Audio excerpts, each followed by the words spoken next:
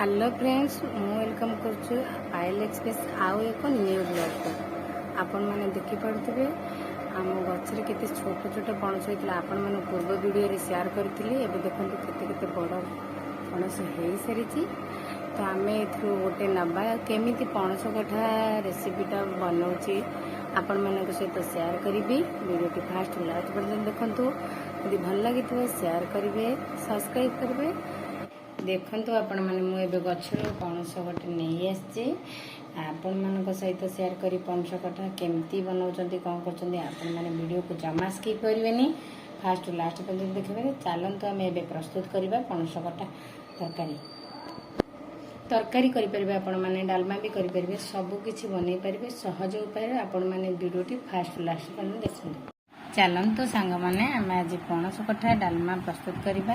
देखु मुझे पणस छोट छोट पीस कर काटी नहीं एठी भी आलू छोट छोट पीस 4 पीस काटी नहीं एठी अदा पियाज रसुण टमाटर मसला रेडी कर देछि एठी मुग जाए बंधु नहीं डालमा बनाया आपण भी चाहिए जेकोसी डाली नहीं पारे तो चलते आम लेट करवानी एवं वीडियो स्टार्ट करवा केमी प्रस्तुत कौन करछि आपण माने वीडियो चलते आम प्रस्तुत करवा पणस को देदेली एवं आम मुग जाई करवा पानी देदेबा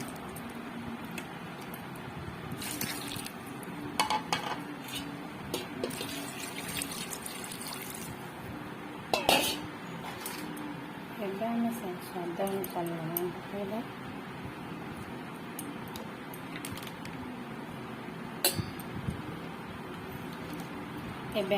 देखु सांग मैंने आमर ए डालमा सीझी सारी देखु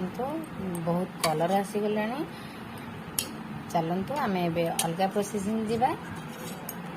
देखु सांग मैंने डालमा सब बहुत बहलिया हो पानी किसी देवी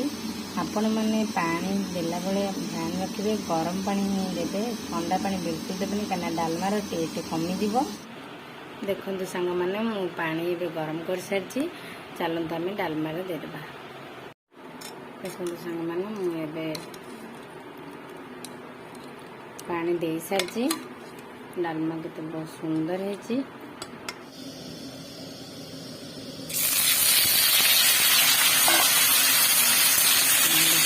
करदेबा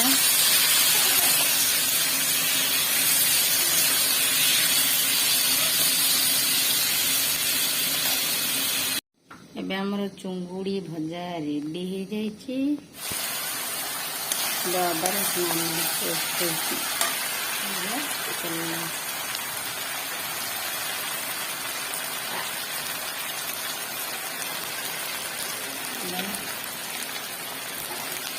मीट मसला देदेबा गरम मसला एवं धनिया पाउडर देदेबा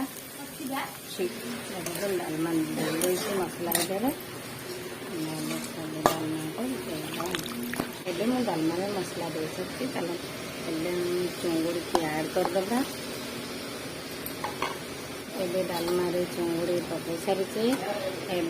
फुटिया आम टे छाड़ीदबा आमर डालमा रेडी है चलतु आम छुट्टी गरम मसला गुंड देदेबा देखु सांग मैंने पणस कठा रेसिपी डालमा रेडी हो सारी आपण मानक केमती लगे डालमा घर तो निश्चिंत बनइबे आउ भात सहित भी रोटी सहित जमी भी खाईपारे आपण मैंने एमती स्टाइल घर बनातु आ खातु कमेंट निश्चित करेंगे लाइक करेंगे शेयर करेंगे और सब्सक्राइब करने को बिल्कुल भूलें आपण मैंने जब एमती नुआ नुआ वीडियो देखापी चाहती मो चैनल को सब्सक्राइब करना जल्दी जल्दी सब्सक्राइब करनी जहाद्वारा कि आपण मान पाखे नुआ नुआ वीडियो पहुँच पार से रही पुणी देखा नेक्स्ट ब्लॉग रे।